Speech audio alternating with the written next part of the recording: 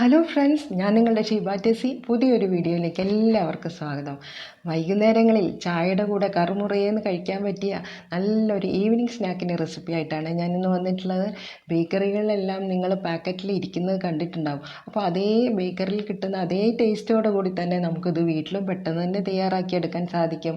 മാത്രമല്ല, നമുക്കിത് air tight ആയിട്ടുള്ള പാത്രങ്ങളിൽ മാസങ്ങളോളം സൂക്ഷിച്ച് വയ്ക്കാനും സാധിക്കും. അപ്പോൾ വളരെ ടേസ്റ്റിയും നല്ല ക്രിസ്പിയുമായിട്ടുള്ള ഈ മുറുക്ക് തയ്യാറാക്കുന്നത് എങ്ങനെയാണെന്ന് കണ്ടു നോക്കിയാലോ. അപ്പോൾ ഇഷ്ടപ്പെട്ടാലൊന്ന് ലൈക്ക് ചെയ്യാൻ മറന്നു പോകരുതേ. അപ്പോൾ ഇത് തയ്യാറാക്കാനായിട്ട് ഞാൻ 240 ml കപ്പിൽ 1 കപ്പ് അരിപ്പൊടി, വറുത്ത നൈസായിട്ടുള്ള അരിപ്പൊടി, ഇടിയപ്പത്തിനും പത്തിരിക്കൊക്കെ എടുക്കുന്ന അരിപ്പൊടി എടുത്തിട്ടുണ്ട്. അതുപോലെ 1 ടേബിൾ സ്പൂൺ ഉഴുന്ന് പൊടിയാണ് എടുത്തിട്ടുള്ളത്. ഉഴുന്ന് കഴുകി ഉണക്കിയ ശേഷം ഇതുപോലെ വറുത്തെടുത്ത് മിക്സി പൊടിച്ചെടുത്ത നല്ല നൈസായിട്ടുള്ള ഉഴുന്ന് പൊടിയും കിട്ടും. അത് 1 ടേബിൾ സ്പൂൺ എടുത്തിട്ടുണ്ട്. ഇനി ഒരു കടായിലേക്ക് 1 കപ്പ് അരിപ്പൊടിക്ക് 1.5 കപ്പ് വെള്ളം എന്ന കണക്കിലാണ് ഞാൻ തിളപ്പിക്കുന്നത്. അതിലേക്ക് പാകത്തിനുള്ള ഉപ്പിട്ട് കൊടുത്ത് 1/4 ടീസ്പൂൺ മഞ്ഞൾപ്പൊടിയും 1 ടീസ്പൂൺ മുളക് പൊടിയും അതുപോലെ 1/4 ടീസ്പൂൺ കായപ്പൊടിയും കൂടെ ചേർത്ത് കൊടുക്കുന്നുണ്ട്. ഇനി കൂടെ തന്നെ 1 ടേബിൾ സ്പൂൺ നെയ്യാണ് ഒഴിച്ചു കൊടുത്തിട്ടുള്ളത്. അതുകൂടെ ഒഴിച്ച് ആ വെള്ളം നന്നായിട്ടൊന്ന് തിളപ്പിച്ചെടുക്കണം. തിളച്ച് വരുമ്പോൾ നമുക്ക് നമ്മൾ എടുത്ത് വെച്ചിട്ടുള്ള ആ 2 പൊടിയും അതിലേക്ക് ഒന്നിച്ച് തന്നെ ഇട്ട് കൊടുക്കാം. ഇട്ട് കൊടുത്ത ഉടനെ ഫ്ലെയിം ഒന്ന് മീഡിയത്തിലേക്കാക്കി വെച്ച് ഇതുപോലെ സ്പാറ്റില വെച്ച് നന്നായിട്ട് ഇളക്കി ആ വെള്ളത്തിൽ ഇതെല്ലാം ഒന്ന് മിക്സ് ചെയ്തെടുക്കാം. ഇനി അതിലേക്ക് ഞാൻ 1 ടീസ്പൂൺ ചെറിയ ജീരകവും 1 ടീസ്പൂൺ എള്ളും കൂടെ ചേർത്ത് കൊടുക്കുന്നുണ്ട്. ചെറിയ ജീരകം തന്നെ ചേർത്ത് കൊടുക്കണം കേട്ടോ. അതിൻ്റെ ഫ്ലേവറാണ് ഇതിന് നല്ലൊരു ടേസ്റ്റ് കൊടുക്കുന്നത്. ഇനി ചൂടായതുകൊണ്ട് ഇതുപോലെ സ്പാറ്റില വെച്ച് ആദ്യം നമുക്കൊന്ന് നന്നായിട്ടൊന്ന് വാട്ടി ഇതുപോലെ ഒന്ന് കുഴച്ചെടുക്കാം. പിന്നെ കുറച്ച് നേരം ഫ്ലെയിം ഓഫാക്കി മൂടി വെക്കണം. ഇനിയിപ്പോൾ കുഴയ്ക്കാനുള്ള സൗകര്യത്തിനായിട്ട് ഞാൻ മാവ് മറ്റൊരു പാത്രത്തിലേക്ക് ഇതുപോലെ മാറ്റിയിട്ടുണ്ട് കേട്ടോ. ഇപ്പോഴും നല്ല ചൂടുണ്ട്, അതുകൊണ്ടാണ് സ്പാറ്റില കൊണ്ട് ഇതുപോലെ ഞാൻ കുഴച്ച് കൊടുക്കുന്നത്. ഇനി ഒന്ന് നമുക്ക് കൈ തൊടാനുള്ള പാകത്തിനാവുമ്പോൾ നമുക്ക് കൈ വെച്ച് കുഴച്ചെടുക്കാം.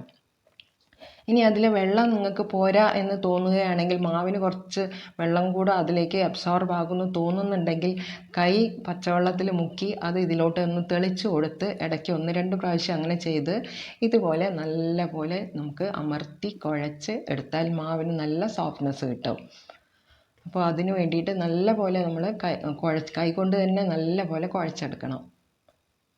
അപ്പോൾ ഞാനിവിടെ മാവെല്ലാം നല്ല സോഫ്റ്റാക്കി കുഴച്ചെടുക്കുന്നുണ്ട്. നല്ല സോഫ്റ്റായി കുഴച്ചെടുത്താലേ നമുക്ക് ആ റിങ് പൊട്ടാതെ നമുക്ക് വട്ടത്തിൽ വളച്ചെടുക്കാൻ സാധിക്കുള്ളൂ.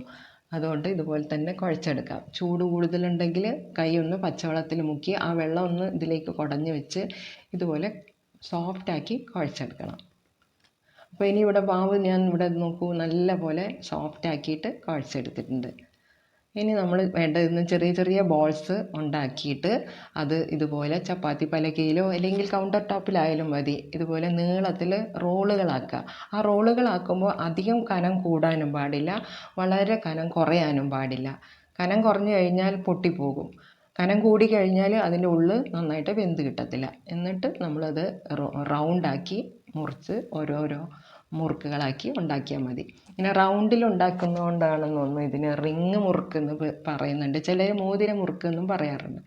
ഇതുപോലെ പെട്ടെന്ന് തന്നെ വട്ടത്തിലാക്കി നമുക്ക് എടുക്കാൻ സാധിക്കും. അപ്പോൾ എൻ്റെ റെസിപ്പി ഇഷ്ടമായാൽ ലൈക്ക് ചെയ്യാനും പുതിയ ഫ്രണ്ട്സ് ആരെങ്കിലും ഉണ്ടെങ്കിൽ സബ്സ്ക്രൈബ് ചെയ്ത് തന്നെ സപ്പോർട്ട് ചെയ്യാനും മറന്നു പോകരുതേ. സബ്സ്ക്രൈബ് ചെയ്യുമ്പോൾ ഓൾ എന്ന ഓപ്ഷൻ ഒന്ന് എനേബിൾ ചെയ്താൽ ഞാനിടുന്ന ഇതുപോലത്തെ വീഡിയോകളെല്ലാം നിങ്ങൾക്ക് നോട്ടിഫിക്കേഷനായിട്ട് കിട്ടുന്നതായിരിക്കും. അപ്പോൾ അതൊന്നും മറന്നു പോകരുത്. മാത്രമല്ല, നിങ്ങളുടെ അഭിപ്രായങ്ങളും നിർദ്ദേശങ്ങളെല്ലാം നിങ്ങൾ കമൻറ്റിലൂടെ എന്നെ അറിയിക്കണം.